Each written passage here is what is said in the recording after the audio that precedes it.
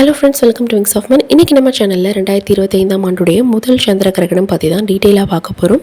இந்த சந்திர கிரகணமானது வரக்கூடிய நாள் நேரம் எப்போது, கர்ப்பிணி பெண்கள் எந்த மாதிரியான விஷயங்களை அவாய்ட் பண்ணிக்கணும், எப்படி இருக்கலாம் அப்படிங்கிற டிப்ஸும் இந்த வீடியோவில் நான் ஷேர் பண்ணியிருக்கேன். ஸோ கண்டிப்பாக வீடியோவை ஸ்கிப் பண்ணாமல் பாருங்கள். இந்த சந்திர கிரகணம் தான் இந்த வருஷத்துடைய முதல் சந்திர கிரகணம். இந்த சந்திர கிரகணம் பார்த்திங்கன்னா முழு சந்திர கிரகணம் அப்படின்னு சொல்கிறாங்க. முக்கியமாக இந்த சந்திர கிரகணத்தோட ஸ்பெஷாலிட்டி என்ன அப்படின்னா இரத்த சிவப்பு சந்திர கிரகணம் அப்படின்னு சொல்லிட்டு இந்த சந்திர கிரகணத்துக்கு பேரே இருக்குது.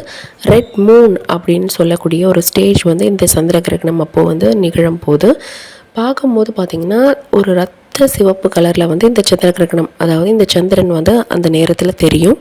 இரத்த நிலவு அப்படின்னு சொல்லிட்டு சொல்கிறாங்க. ஸோ இந்த கிரகணத்தப்போ என்னென்ன விஷயங்கள் நம்ம பண்ணணும் பண்ணக்கூடாது அப்படிங்கிறத பார்க்குறதுக்கு முன்னாடி இந்த கிரகணம் நடக்கக்கூடிய அந்த கரெக்டான டைம் என்ன அப்படிங்கிறத பார்ப்போம். இந்த சந்திர கிரகணமானது பார்த்திங்கன்னா நமக்கு காலை 9:27க்கு தொடங்கி மதியம் 3:03க்கு முடிவடையுது. இந்த சந்திர கிரகணமானது உச்சக்கட்ட நிலையை அடையக்கூடிய அந்த நேரம் பார்த்திங்கன்னா 12:28. கிட்டத்தட்ட 6 மணி நேரத்துக்கு தொடர்ந்து நடக்கக்கூடிய இந்த சந்திர கிரகணத்தப்போ கர்ப்பிணி பெண்கள் எப்படி இருக்கணும் அப்படிங்கிறத நம்ம தெரிஞ்சுக்கணும். முதல்ல இந்த கிரகணம் இந்தியாவில் தெரியுமா அப்படின்னு கேட்டிங்கன்னா, இந்தியாவில் பகல் பொழுதில் இந்த கிரகணம் நிகழுது அப்படிங்கிறதுனால நம்மளால் இங்கே இருக்கிறவங்களால பார்க்க முடியாது. பட் நம்ம கிரகணத்தப்போ கர்ப்பிணி பெண்கள் பொதுவாக என்னென்ன விஷயங்கள் எல்லாம் ஃபாலோ பண்ணணுமோ அதெல்லாம் இந்த கிரகணத்தப்பையும் ஃபாலோ பண்ணிக்கணும். பட் நம்ம பயந்துக்கணும் அப்படின்னு அவசியம் கிடையாது. நிறைய பேர் என்ன நினைப்பாங்கன்னா, கிரகணத்தப்போ தான் நமக்கு ஏதோ அஃபெக்ட் பண்ணி குழந்தைக்கு வாய்ப்பிழந்த நிலையில் இருக்குது, பிறவி குறைபாடுகளோடு பிறக்குது, வேறு ஏதாவது குழந்தையை தாக்குற விஷயங்கள் இந்த டைமில் தான் நடக்குது அப்படின்னு சொல்லிட்டு சயின்டிஃபிக்காக எந்த ப்ரூஃபும் கிடையாது. பட் இருந்தாலும் நம்மளுடைய முன்னோர்கள் காலங்காலமாக சொல்லியிருக்காங்க, கிரகணத்தப்போ இந்த மாதிரி தான் இருக்கணும், கர்ப்பிணி பெண்கள் இந்த விஷயங்களெல்லாம் அந்த டைமில் செய்யக்கூடாது, இந்த மாதிரி இருந்தீங்கன்னா நீ பாதுகாப்பாக இருப்ப அப்படின்னு சொல்லிட்டு வந்திருக்காங்க. அந்த விஷயங்களை நம்ம ஒவ்வொரு கிரகணத்தப்பையும் ஃபாலோ பண்ணிட்டு வரோம் இல்லையா. அதை தொடர்ந்து இந்த கிரகணத்தப்பையும் கிட்டத்தட்ட ஒரு 6 மணி நேரம் தான். அதை ஃபாலோ பண்ணுறதுனால நமக்கு நல்ல விஷயம் நடக்கும், நம்ம கெட்ட விஷயங்கள்லேருந்து தவிர்த்துக்கலாம். அப்படிங்கும்போது தாராளமாக இந்த விஷயத்தை நீங்கள் ஃபாலோ பண்ணிக்கலாம். இந்த கிரகணத்தப்போ கர்ப்பிணி பெண்கள் எப்படி இருக்கணும் அப்படின்னு பார்த்தீங்கன்னா, ஃபர்ஸ்ட் நம்ம தேவையில்லாமல் வெளியே சுற்றுறதை அவாய்ட் பண்ணிக்கணும். முக்கியமான விஷயங்கள், அதாவது அந்த டைமில் எனக்கு டாக்டர் அப்பாயின்மெண்ட் இருக்குது, கண்டிப்பாக நம்ம அந்த விஷயத்தை அட்டன் பண்ணியே ஆகணும், வேறு வழியே இல்லை அப்படிங்கும்போது நீங்கள் தாராளமாக வெளியே போகலாம். மற்றபடி தேவையில்லாமல் வெளியே சுற்றுறதை நீங்கள் அவாய்ட் பண்ணிக்கணும். இந்த சந்திர கிரகணம் நமக்கு பகல் பொழுதில் தான் நடக்குது அப்படின்னாலும் அந்த நேரத்தில் சூரிய கதிர்கள் ரொம்பவே வீரியமிக்கதாக இருக்கும். இதனால் நம்ம தேவையில்லாமல் வெளியே சுற்றுறதை அவாய்ட் பண்ணிக்கணும். கூர்மையான பொருட்களை நம்ம ஹேண்டில் பண்ணுறதை அவாய்ட் பண்ணிக்கிறது நல்லது. அந்த டைமில் பார்த்திங்கன்னா நமக்கு இந்த புவி ஈர்ப்பு சக்தி இருக்கு இல்லையா, அதில் நிறைய டிஃப்ரென்ஸ் இருக்கும். இதனால தான் பழைய காலத்தில் அந்த நேரத்தில் உலக்கையை நிறுத்தி வச்சாலும் அழகாக ஸ்ட்ரைட்டாக செங்குத்தாக நிற்கும் அப்படின்னு சொல்லுவாங்க. புவி ஈர்ப்பு சக்தியில் டிஃப்ரென்ஸ் இருக்கிறதுனால தான் அந்த குறிப்பிட்ட நேரத்தில் அந்த உலக்கை குத்திட்டு நிற்குது. ஸோ நம்ம அந்த நேரத்தில் கூர்மையான பொருட்களை தவறுதலாக ஹேண்டில் பண்ணும்போது கை தவறி கையில் பட்டுக்கிறது, கட் பண்ணிக்கிறதுலாம் நிறைய வாய்ப்பு இருக்குது. அப்படிங்கிறதுனால கூர்மையான பொருட்களை ஹேண்டில் பண்ண வேணாம் அப்படின்னு சொல்லுவாங்க. ஸோ நீங்கள் அதை கொஞ்சம் ஃபாலோ பண்ணிக்கோங்க. சாப்பிட்லாமா, தண்ணி குடிக்கலாமா, தூங்கலாமா அப்படின்னு சொல்லிட்டு நிறைய பேருக்கு டவுட் இருக்கும். நீங்கள் தாராளமாக சாப்பிடலாம், தண்ணி குடிக்கலாம், தூங்கவும் செய்யலாம். சாப்பிடாமல் இருக்க முடியாது இல்லையா 6 மணி நேரத்துக்கு தொடர்ந்து. அதே போல் டாக்டர் அந்த டைமில் நம்ம எடுத்துக்கக்கூடிய அந்த டேப்லெட் எல்லாம் சொல்லியிருப்பாங்க. ஸோ அதை ஸ்கிப் பண்ணாமல் நம்ம எடுத்துக்கணும். ஸோ நீங்கள் தாராளமாக சாப்பிட்லாம், தண்ணி குடிக்கலாம். அதே போல் டாக்டர் உங்களுக்கு ப்ரெஸ்கிரைப் பண்ண அந்த டேப்லெட் எல்லாத்தையுமே நீங்கள் அந்த டைமில் கரெக்டாக எடுத்துக்கோங்க. சிலர் வீட்டிலலாம் பாத்ரூம், டாய்லெட் இதெல்லாம் வீட்டுக்கு வெளிப்புறத்தில் கட்டி வச்சுருப்பாங்க. அந்த மாதிரி இருக்கும்போது நீங்கள் பயந்துக்கிட்டு யூரின் மோஷன் இதெல்லாம் ஹோல்ட் பண்ணிவிட்டு வீட்டுக்குள்ளேயே இருக்கக்கூடாது. நீங்கள் இந்த மாதிரியான உங்களுடைய இயற்கை உபாதைகளை கழிக்கிறதுக்கு நீங்கள் தாராளமாக வெளியே போயிட்டு வரலாம். இதெல்லாம் நீங்கள் அவாய்ட் பண்ணிக்கிட்டு பயந்துக்கிட்டு வீட்டிலே இருக்கணும் அப்படின்லாம் கிடையாது. முக்கியமான இந்த மாதிரியான தவிர்க்க முடியாத சுச்சுவேஷனுக்கு நீங்கள் தாராளமாக வெளியே போயிட்டு யூஸ் பண்ணிவிட்டு வரலாம். தேவையில்லாமல் தான் நம்ம வெளியில் சுற்றிட்டு இருக்கக்கூடாது. மற்றபடி தூங்கலாமா அப்படின்னு கேட்டிங்கன்னா, நீங்கள் தாராளமாக இந்த டைமில் தூங்கலாம். தூங்குறதுனால மன அமைதி உங்களுக்கு கிடைக்கும். தேவையில்லாத பயம், குழப்பம் இதெல்லாம் நம்ம தவிர்த்துக்க முடியும். அந்த டைமில் தூக்கம் வரலை அப்படின்னா நீங்கள் உங்களுக்கு பிடிச்சமான புத்தகம் படிக்கலாம், பிடிச்ச தெய்வத்தை வழிபடலாம். இதை போல் செய்யும்போது நம்மளுடைய மனசு அமைதியாக இருக்கும்.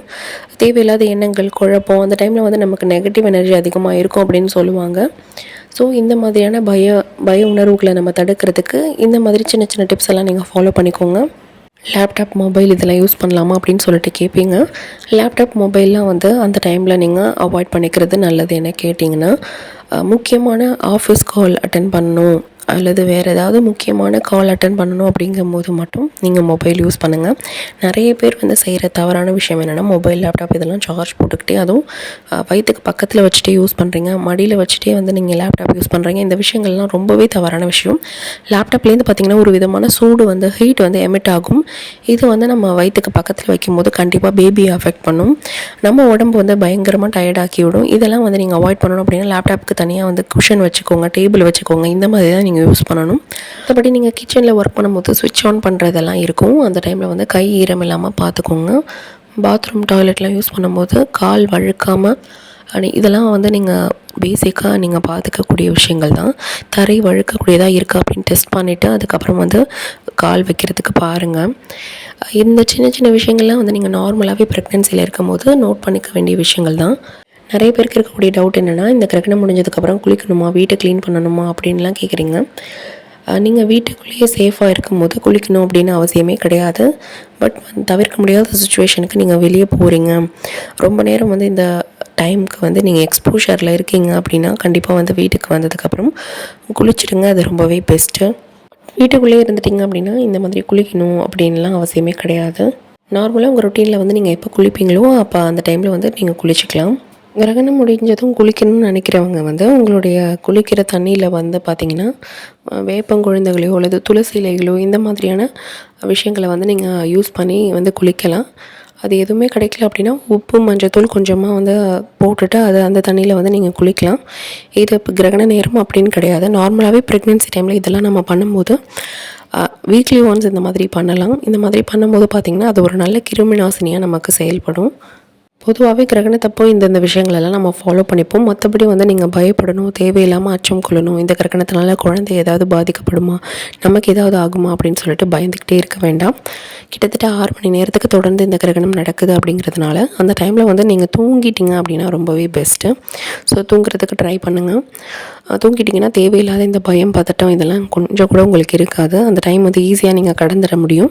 ஸோ பெஸ்ட்டு வந்து நீங்கள் தூங்குறதுக்கு ட்ரை பண்ணுங்கள். தூங்க முடியல அப்படின்னா மட்டும் உங்கள் மனசை வந்து டிஸ்ட்ராக்ட் பண்ணுறதுக்காக புத்தகம் படிக்கிறது, பிடிச்ச தெய்வத்தை வழிபடுறது இந்த மாதிரியான விஷயங்களை நீங்கள் பண்ணும்போது பயம், பதட்டம் இதெல்லாம் இருக்காது. இந்த வீடியோவில் நான் சொன்ன சின்ன சின்ன டிப்ஸ் எல்லாம் கண்டிப்பாக உங்களுக்கு ரொம்பவே யூஸ்ஃபுல்லாக இருந்திருக்கும். இதை தவிர்த்து உங்கள் வீட்டு பெரியவங்க வந்து என்ன டிப்ஸ் சொல்கிறாங்களோ அதையும் வந்து நீங்கள் தாராளமாக ஃபாலோ பண்ணிக்கோங்க. வீட்டுக்குள்ளே இருங்க, சேஃபாக இருங்க. கண்டிப்பாக இந்த கிரகணம் வந்து சீக்கிரமாக நம்மளை விட்டு கடந்து போயிடும். ஸோ நம்பிக்கையோடு இருங்க. நம்ம குழந்தைக்கு எந்த வித பாதிப்பும் ஏற்படாது, நமக்கும் எந்த பாதிப்பும் ஏற்படாது அப்படின்னு சொல்லிட்டு மனசை ரொம்பவே அமைதியாக வச்சுக்கோங்க. இந்த வீடியோ உங்களுக்கு பிடிச்சிருந்தா மறக்காமல் நம்ம சேனலை சப்ஸ்கிரைப் பண்ணிக்கோங்க. தேங்க்யூ ஸோ மச் ஃபார் வாட்சிங்.